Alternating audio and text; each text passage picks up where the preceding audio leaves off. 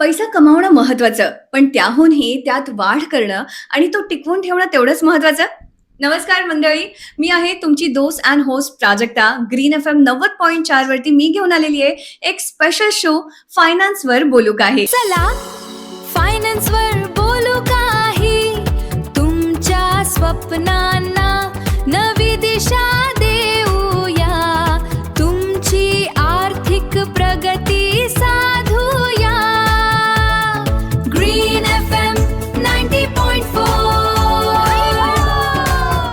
आता होतं कसं की सेव्हिंग्स करायचेत आपल्याला. पगार आला की तो संपतो कुठं आणि अगदी महिन्याच्या शेवटी नाही, महिन्याच्या मधलेच आपल्याला असं वाटतं की अरे यार पैसा गेला कुठं. तर आपल्याला सेव्हिंग्स करायचे असतात, लोन घ्यायचं असतं, पण नक्की काय करायचं? आणि यासोबतच असे अनेक पैशाशी संबंधित प्रश्न आपल्या मनात असतात आणि म्हणूनच आजपासून आपण बोलणार आहोत फायनान्सवर बोलू काही. सेव्हिंग, लोन, टॅक्स आणि इन्व्हेस्टमेंट या सगळ्याचं गणित कसं सोपं करायचं आणि या सगळ्या प्रश्नांची उत्तरं तुम्हाला या शो मध्ये मिळणार आहे. फायनान्स म्हणजे फक्त पैशाचा खेळ नाहीये, तर तो आपल्या रोजच्या आयुष्याचा प्रश्न सुद्धा आहे आणि आयुष्याचा भाग सुद्धा आहे.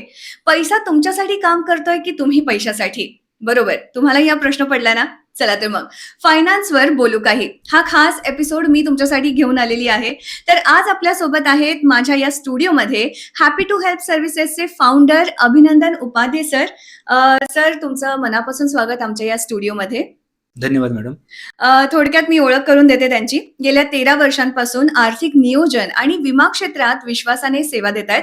Mutual fund, health insurance, term insurance आणि पासपोर्ट असिस्टन्स यासारख्या विविध सेवांमधून त्यांनी अनेक ग्राहकांना योग्य मार्गदर्शन सुद्धा दिलेलं आहे. आणि आजवरच्या त्यांच्या या 13 वर्षांच्या विश्वासाच्या प्रवासाची आपण नक्कीच अनुभूती घेणार आहे. तर त्यांच्या या अनुभवाचं आपल्याला मार्गदर्शन सुद्धा मिळणार आहे. तर सगळ्यात पहिल्यांदा सर, तुमचं पुन्हा एकदा अभिनंदन आणि त्याचबरोबर आमच्या ग्रीन स्टुडिओमध्ये तुमचं पुन्हा एकदा स्वागत. काय सांगाल? हॅपी टू हेल्प सर्व्हिसेस 2013 साली सुरुवात झाली. हम्म. As a basically me engineering झालेलं आहे आणि काहीतरी सोसायटीसाठी आपल्याला करायचं होतं. हम्म. तर त्यासाठी काहीतरी डोक्यात होतं की आपण काहीतरी लोकांना पण मदत करता येईल आणि आपलं करिअर पण सेट होईल. ह्या दृष्टीनं आम्ही happy to help services start केली.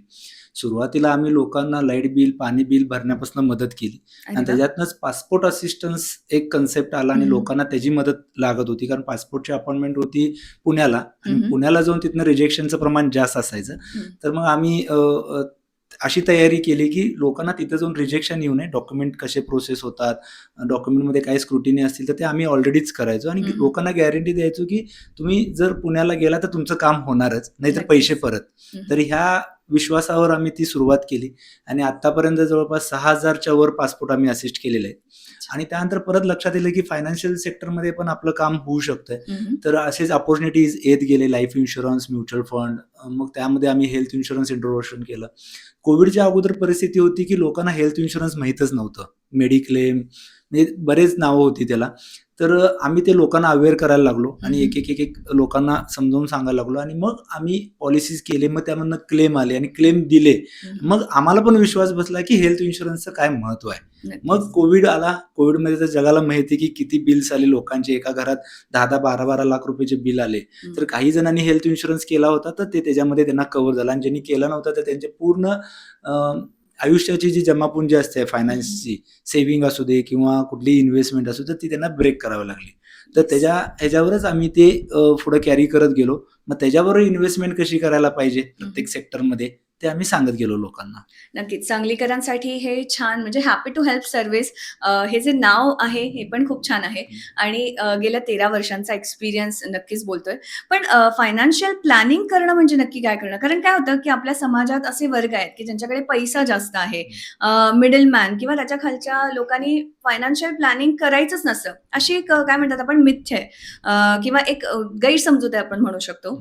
तर या बाबतीत काय सांगाल? कसं आहे, अज्ञानात चूक असते असं म्हणतात. हम्म. म्हणजे जी गोष्ट आपल्याला माहीतच नाहीये ती हा. कधी पुढे जाऊन आली तर मग आम्हाला माहीतच नव्हतं असं लोक इझिली बोलतात. कारण मी तुम्हाला एक छोटं उदाहरण देतो जे प्रत्येकाच्या घरामध्ये आहे. हम्म. आपली आई जी लहानपणापासून आपण बघत आलोय तिला, तर जे काही पैसे असतात ते कुठल्या तरी डब्यात ती ठेवायची, मग साखरेच्या नक्कीच. डब्यात, चहाच्या डब्यामध्ये. हम्म. कारण का तिला माहिती की पुढे अडचणीला कुठेतरी उपयोगी पडू शकतं. हम्म. म्हणजे आपल्या वडिलांना कुठेतरी फायनान्शियल क्रायसिस आला किंवा कुणाची फी भरायची आहे किंवा काहीतरी करायचं, ते पैसे अचानकपणे ती आई आपल्या मुलांना किंवा आपल्या नवऱ्याला द्यायची, जेणेकरून ती जी नड होती ती तिथं भागवली जायची. का ते फक्त सेव्हिंग व्हायचं, पैसे साठवले जायचे, पैसे वाढले जात नव्हते. मग सेव्हिंगचा कन्सेप्ट आला की बाबा बँकेत एफडी करावे किंवा आरडी करूया, पोस्टात आरडी करूया, मग ज्याच्यावर काहीतरी आपल्याला व्याज मिळतं. मग हे पोस्टामध्ये जवळपास 6-7% व्याजदर आहे, तर तिथं ते इंट्रोडक्शन आलं लोकांना, लोक त्याच्यामध्ये इन्व्हेस्टमेंट करायला लागले. काही लोक पिग्मी करायला लागले, की जेव्हा जे बिझनेसमन आहेत किंवा ज्यांचं डेली इन्कम आहे, तर ते पिग्मी करायला लागले. रोजचे 100 रुपये 500 रुपये त्यांनी बाजूला काढायला. का त्यामध्ये काय होत होतं की नुसतं सेव्हिंग होत होतं, पैसे साठत होते, पैसे वाढायला पाहिजेत. कारण तुम्ही जसं मगाशी म्हणला की पैसे, आपण पैशासाठी काम करतोय का पैसे आपल्यासाठी काम करतोय हे महत्वाचं. कारण आपण काम किती करू शकतोय आयुष्यातले एक 20-25 वर्ष, तर त्यानंतर ते पैसे आपल्यासाठी काम करायला पाहिजेत, ह्याच्यासाठी काय करायला पाहिजे, त्यावेळी मग फायनान्शियल प्लॅनिंगचं गणित समोर येतं. अच्छा, नक्कीच फायनान्शियल प्लॅनिंग करणं हे प्रत्येकासाठी आहे, हे तुमच्या बोलण्यातून येतच आहे.